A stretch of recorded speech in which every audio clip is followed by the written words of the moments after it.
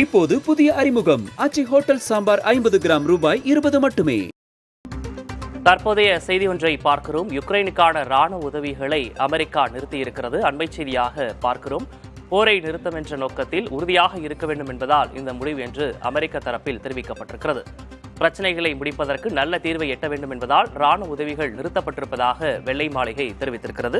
இது தொடர்பான கூடுதல் விவரங்களை வழங்குவதற்காக செய்தியாளர் பாலவெச்சுவேல் இணைந்திருக்கிறார். பாலவெச்சுவேல், சமீபத்தில் நடந்த இருதரப்பு பேச்சுவார்த்தையில் தோல்வியில் முடிந்தது.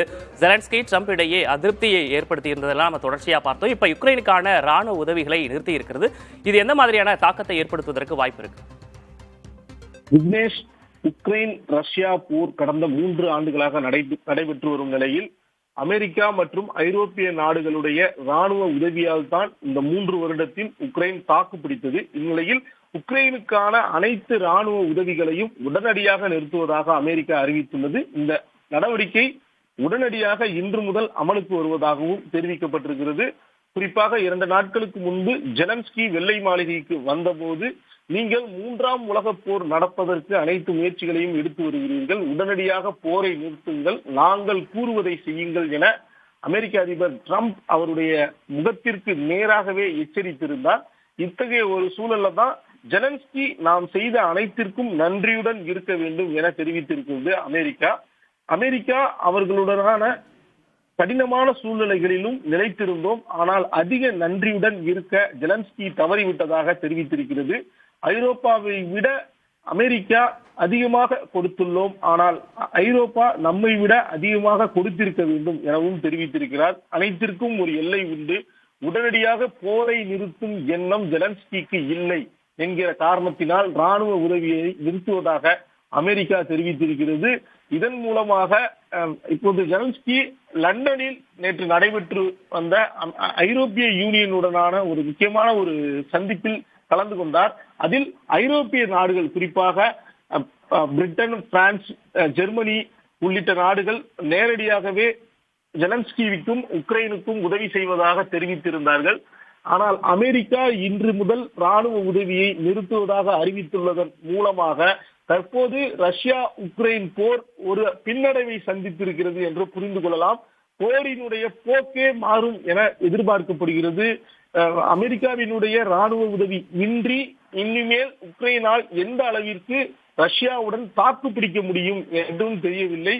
இதற்கு மத்தியில் நேற்று நேரடியாகவே ஐரோப்பிய நாடுகளுக்கு அமெரிக்க அதிபர் ட்ரம்ப் ஒரு எச்சரிக்கை விடுத்திருந்தார்.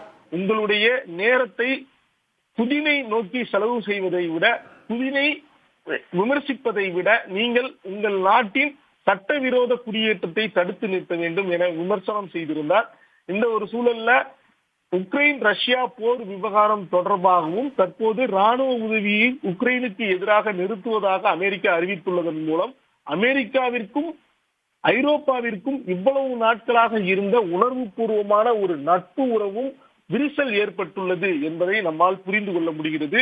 கடந்த 3 வருடங்கள்ல இந்த ரஷ்யா உக்ரைன் போர்ல மட்டும் 40,000க்கும் மேற்பட்ட மக்கள், ராணுவ வீரர்கள் மரணம் அடைந்திருக்கிற இந்த சூழல்ல இதுவரையும் உக்ரைன் நிலத்தில் 18 முதல் 20% நிலத்தை ரஷ்யா பிடித்திருக்கிறது.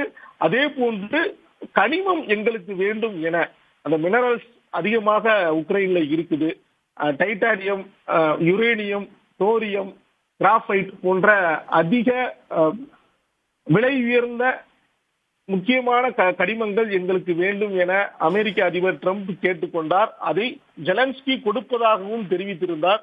இத்தகைய ஒரு சூழல்ல தான் ராணுவ உதவியும் நிறுத்துவதாக அறிவித்துள்ளதன் மூலம் ரஷ்யா உக்ரைன் போரில் ஒரு முக்கியமான ஒரு திருப்பு முனை ஏற்பட்டுள்ளது. விஜய், பாலவெச்சுவேல், நீங்க இணைப்பில் இருங்க. தற்போது நமது இணைப்பில் வாஷிங்டன் டிசியில் இருந்து அமெரிக்க வாழ் தமிழர் சிவா இணைந்திருக்கிறார். அவரிடம் நேரடியாக கேட்கலாம். சார் வணக்கம். வணக்கம். வணக்கம் சார், டொனால்ட் ட்ரம்போட இந்த நடவடிக்கை முன்பே எதிர்பார்க்கப்பட்ட ஒன்றுதான் என்றாலும் கூட இது எந்த அளவுக்கு இம்பாக்டை ஏற்படுத்தும் சார்? இப்போ இது உலக நாடுகள் மிக மிக வன்மையா கண்டிப்பாங்க. நாளை பின்ன பாத்தீங்கன்னா இங்க அமெரிக்கால இரவு 8:30 மணி. அது மட்டும் இல்லாமல் கடந்த 3 நாட்களாகவே அவர் உக்ரைன் அதிபர் வெள்ளை மாளிகை வந்தது, அவர்களை மரியாதை குறைவாக அவர்கள் நடத்தியது, இவர்களெல்லாம் உலக அரசியலில் பேசு பொருளாக ஆகியிருக்கிறது. குறிப்பாக ரஷ்யா உக்ரைன் போரிலே அனைவரும், குறிப்பாக உலக நாடுகளில் பல நாடுகள் உக்ரைனை மனரீதியாக ஆதரித்தாலும் தொடர்ந்து அமெரிக்க நாடுகள் உதவி செய்து கொண்டு தான் அவருடைய நடத்திய விதம் தவறு என்று எல்லாரும் நினைக்கிறார்கள். கனிம வளம் உள்ளிட்ட பல்வேறு ஒப்பந்தங்களை கையெழுத்திடுவதற்காக அவர் வெள்ளை மாளிகைக்கு அழைக்கப்பட்டிருந்தார். அதனுடைய ஒரு தாக்கமா தான் இதை பார்க்கணுமா சார்? இது நிச்சயமா பொதுவா உலகத்தில் இருக்கிற அதே தலைவர்களுமே அமெரிக்க அதிபரை பார்க்க வருவது ஒரு மரபு தான். ஆனா அந்த போர் காலகட்டத்தில் அவர் வந்திருப்பது முக்கியமா ஊடகங்களை வர வச்சு பேச வச்சாங்க.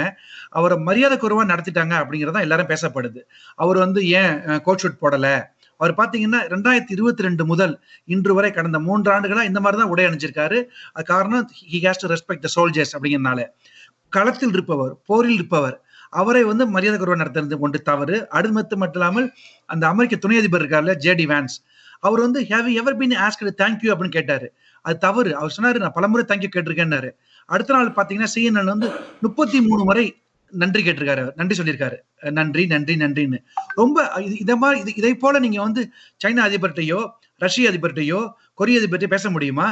இது மிக மிக தவறான ஒரு முன்னுதாரணம். உலக நாடுகள் மிக மிக வருத்தப்படுகின்றன. உக்ரைன் மக்கள் சார்பாக நாம் அவரோடு இருக்க வேண்டும். போரிலே எண்ணற்ற உயிர்களை இழந்திருக்கிறார்கள். ஒரு சிறிய நாடு ரஷ்யா என்பது மிகப்பெரிய நாடை எதிர்த்து இவர்கள் போரிடுவது என்பது சாதாரண விஷயம் அல்ல. அது மட்டும் அல்ல, ட்ரம்ப் அவர்கள் பேசும்பொழுது 2 வாரத்துல இந்த போரை முடிச்சிருவேன் அப்படின்னாரு. அவர் இப்படிதான் சொன்னாரு, அவரும் சொன்னாரு அப்படின்னாரு. மேபி லெஸ் அப்படின்னாரு. அவ்வளவு ஒரு அதிகார போதையில் மிக மிக ஆதிக்கமாக பேசியது தவறாக பார்க்கப்படுகிறது. இந்த 2 தரப்புக்கிடையே இந்த போர் நிறுத்தத்திற்கான நடவடிக்கையை தான் ட்ரம்ப் பல்வேறு விஷயங்களை மேற்கொண்டு இருக்காரு. இப்ப யுக்ரைன் அதிபர் ஜெலன்ஸ்கியை பொறுத்த வரைக்கும் எங்களுக்கு நிரந்தர அமைதி வேணும் அப்படின்ற ஒரு விஷயத்தை தான் தொடர்ச்சியாக முன் வச்சிட்டு இருந்தாரு.